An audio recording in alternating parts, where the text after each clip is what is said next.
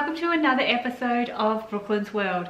This is part 2 of SMAS, Lupus and Hospital. Here I will continue with my story time on my recent hospital stay and the insertion of a GJ nasogastric tube. Today I'm being a little bit of a rebel because I've taken the plaster off my nose that holds the tube in place.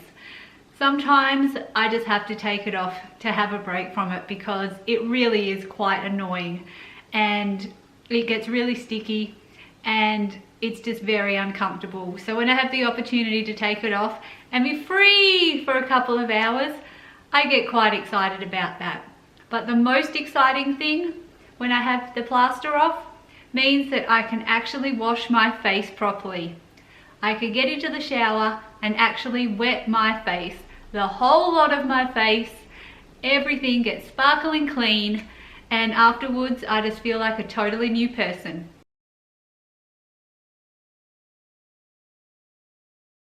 Here we are now at the end of day 6 and it is nearly 9 o'clock at night. So pretty much today has, well, it was nothing and then all of a sudden it was something. So about 2 o'clock, one of my doctors came around and said that all that they need to do is speak to my own gastroenterologist and then they should be sending me home this evening.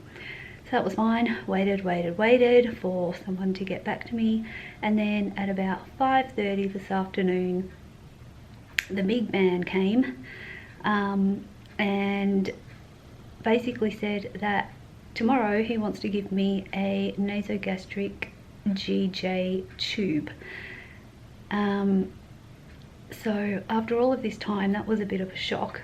I think that he had decided this because, well, he's kind of got theories about what's going on with me, but then again, I think they still need to do a little bit of investigation. So one of the options that they have is that I've got a kink of some kind in my intestine. So what they're going to do for that is go back over the CT scan that I had, which diagnosed me with SMAS, and to see if there's anything else in that that wasn't picked up the first time. And the other option that they're also really thinking about is that basically my lupus has attacked the nerves of my stomach and has basically just made my stomach go a bit haywire. So that's what's given me all of the symptoms. So I'm not sure if they'll actually get a full answer or how long it will take to get some kind of resolution to exactly what has caused this or what the problem is, but they're hoping that if I get the GJ tube, then I at least will be able to get some good nutrition into me, and wherever there's blockages or kinks or wherever's just not working, it's all just going to be bypassed. So everything just won't need to go and deal with anything that's not possibly not working at the moment. So I guess that's all sort of good news, even though it's taken 6 days to be able to get this far. So that's been a bit of a challenge. I can't actually believe that I have managed to last it and hack it out for the 6 days. And considering that I've told them twice that I'm leaving, but I haven't, so it's just a bit, I don't know, it's just weird. I still wish that I had bailed, but then on the other hand, it turns out that they actually were doing something and trying to figure things out. And they said that giving me the GJ tube isn't something that they're taking lightly in doing. And at this stage, they don't want to do the actual tube that just goes straight into your stomach, because that's a bit more drastic, I guess, because that is actual proper surgery. And basically they would save that for me, that if I had no other way of getting any form of nutrition into me at all. But because at the moment I do still eat and I am still capable of eating, then it's not deemed as necessary as such at this stage. So that's about it for now. I guess over and out. And this may be one of the last times that I will have my face looking like this without some tube stuck to the side of it.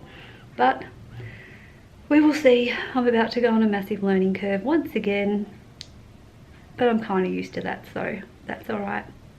Over and out.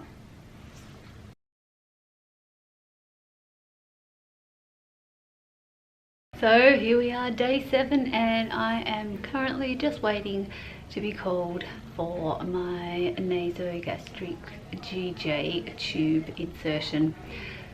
There's not really much else to report today. It's been very, very, very, very boring.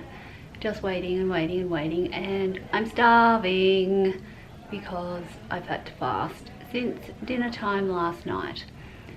So it's actually a bit weird that I feel hungry because it's not usual, but I guess that's one way to make me feel hungry, just make me starve for a while. So that is about it for now, and next time I will be using this camera, I will look a little bit different. So I didn't film again this day as I wasn't feeling too good after the procedure. During the insertion of the tube, I had a spontaneous nosebleed, which was not meant to happen. I had a really sore nose and throat, and I spent most of the night trying to stop blood and goop coming out of my nose. And the bleeding did not stop until halfway through the night.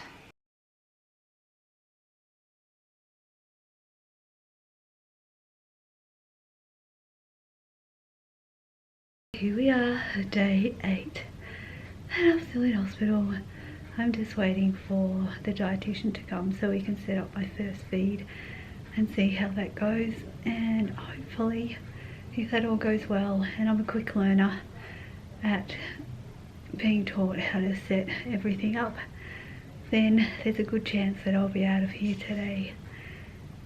And I really hope that that happens, because this has been a really long stint and I just want to go home. Anyway, I will update a little bit later. Before I could have my first feed, I had to have an x-ray to make sure that the tube was placed properly. It was, and it goes 20 centimeters into my intestine. And here is my very first feed. So far, it's all going well. Nothing too much to report. They let me set up half of it, which was good because I need to learn how to do this, which I'm sure that I will learn. Here I am, all hooked up, and the lovely nurse has gone and got me some new strips that I can learn how to put on my nose properly and have it not look like this.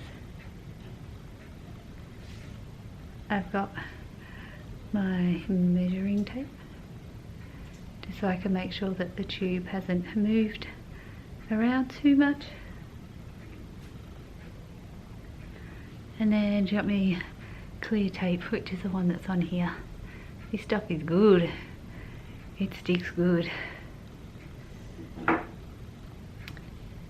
And that's about all that there is to report at the moment. Here we are, coming towards the end of day 8. So this afternoon I started my first feed, so that was interesting. I got through about half of it, and then I felt so sick and so disgusting and so full that I had to stop it.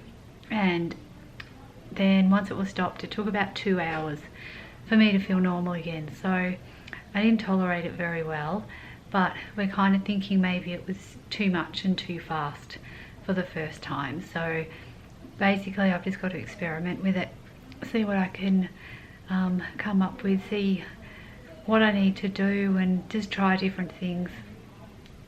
But as long as I get one full feed into my system every day, then really it doesn't matter how long it takes me to get it in. If it's all day, then it's all day. If I do it 5 meals at a time and have a rest, then that's what I do. We're all just looking at the end game at the moment, which is to get me to gain a little bit of weight and hopefully that will relieve some of my symptoms. I had lots of visits from the dietitian today, and she brought to my room all of my bags and formulas and equipment that I'm going to need when I get home. So I won't be going home empty-handed, and then I will be transferred to the hospital where I live, because where I am now is 2.5 hours away from home. So they thought that it would be better if I just go somewhere closer to home so they can manage me from here on in. My throat is still really sore and it makes my talking sound a little bit funny. I feel like I've got a bit of a cold, but I don't. It's just, it is what it is. I keep on just sucking on ice all day because that makes my throat feel pretty good. So I think I'll need a bit of an ice supply when I get home, just to be able to keep me sane and keep me to be able to talk. And I think today's been my day of let's be the worst patient in the hospital, because this morning I refused to have a Clexane injection because they hurt and I didn't want it. Then I refused to have a cannula put in because they want to give me an iron infusion tomorrow, but they wanted the cannula in today. And I'm like, yeah, no, it's just going to sit there annoying me for the whole day and night for you to use it tomorrow. So I'm like, no, you're not putting that in.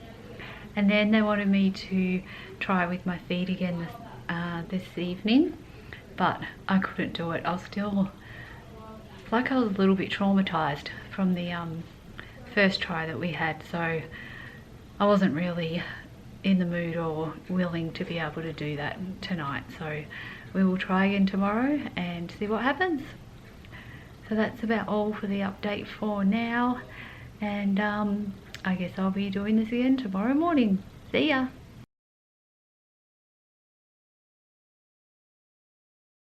So we're at day 9 and I can go home. Oh my god, I can't believe this day has ever come. I'm very happy, a little bit anxious as well, because I now need to manage my tube myself, as I'm still not tolerating it very well. But we will get there slowly. But most important, I'm going home.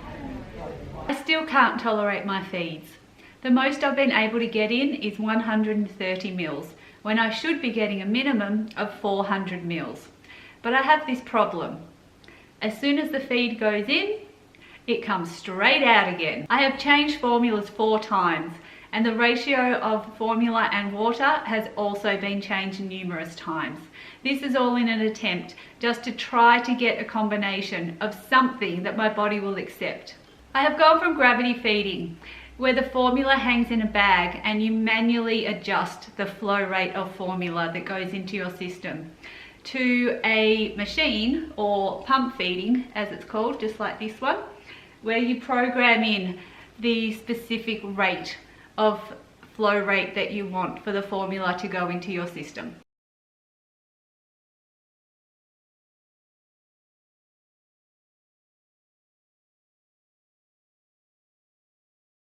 Luckily for me, because we can't get this whole feeding thing right, I am still able to eat and drink.